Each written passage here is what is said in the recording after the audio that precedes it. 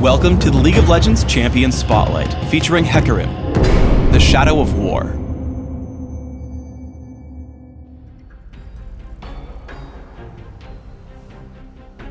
Hecarim is a melee fighter who specializes in high mobility and jungling. Whether striking multiple nearby enemies on the move or leading the charge into teamfights, Hecarim exemplifies mobile, high-impact fighting.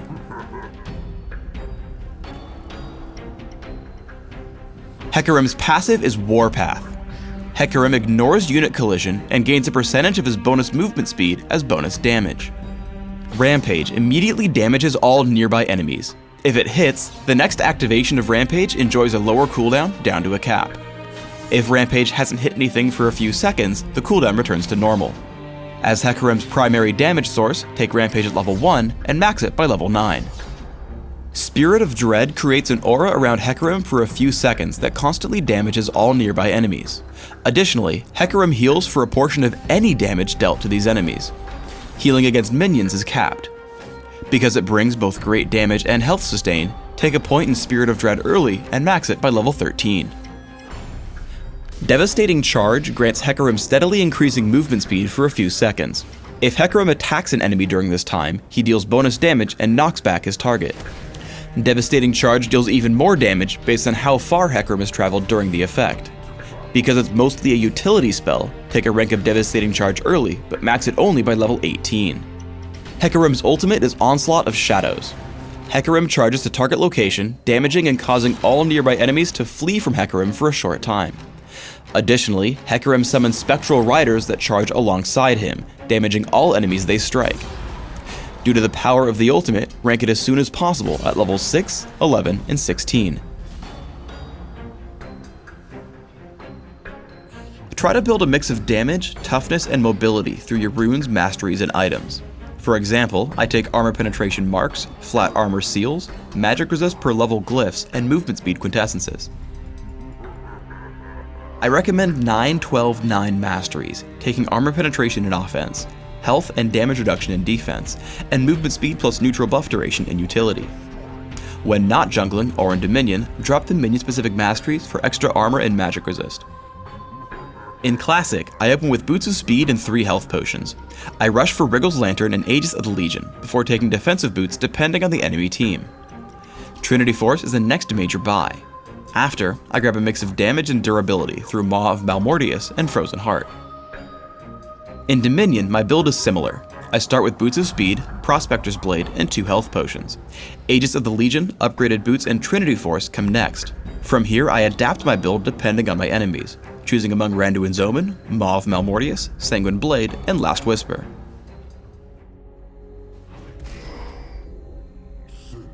Try to always gank enemies from behind. I activate Devastating Charge, close the distance on Galio, and make sure to push him away from his turret. I keep pace with him while I hit Rampage and Spirit of Dread to deal as much damage as possible, before retreating from the turret and giving Nasus first blood. Let's look back at this fight, because there's something else to point out. Hecarim wants to keep up with enemy champions as long as possible to maximize his damage. Notice how I tell Hecarim to move forward immediately after every basic attack, ensuring that I stay next to Galio as long as possible for more Rampage hits. Make sure to use the most of Hecarim's mechanics. Before I shove Ezreal toward the wall, I first use Rampage, because Devastating Charge's movement speed feeds into Warpath, giving me bonus damage. I chase with Ghost as he runs, using Rampage and Spirit of Dread to kill him without breaking stride. I turn on Kayle and hit Onslaught of Shadows to lock her up under the turret and grab another kill. Finally, with Spirit of Dread still active, I Rampage and smite nearby minions to gain health back as I escape. When jungling, try to keep your cooldown reduction on Rampage alive between camps. To do this, make sure that Rampage is the killing blow on the last monster of the camp, then immediately run to the next one. As soon as you're in range, hit Rampage again to keep the cooldown low and enjoy your extra fast jungle speed. In this case, it let me clear the camps just fast enough to grab the Lizard Elder with Smite and run away with Devastating Charge. Remember that Onslaught of Shadows will constantly force the enemy champions to run away from you. Here I initiate on Rammus and move such that he'll run into my team. I push him with Devastating Charge and stay in front of him, cutting down his health with Rampage.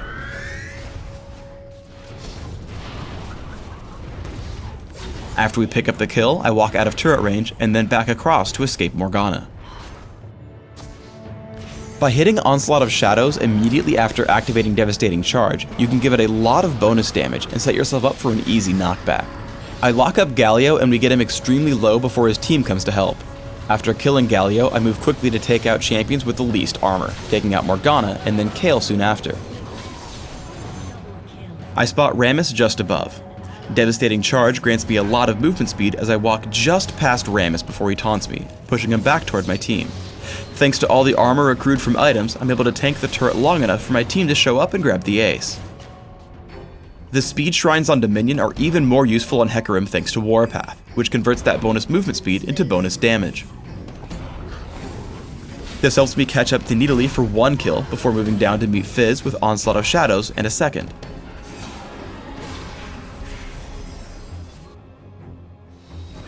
Combining speed shrines with Hecarim's ability to deal damage while moving means you should always try to juke skill shots. After taking down Nidalee and Fiora, I'm put into a duel against Fizz. I start winning, but then he fires off his ultimate. I dodge away and then chase him down with Devastating Charge. I take him out with Rampage and win control over the middle. Thanks for tuning in to the Hecarim Champion Spotlight. Please subscribe to the Riot Games YouTube channel above, and don't forget to thumbs us up just below the video.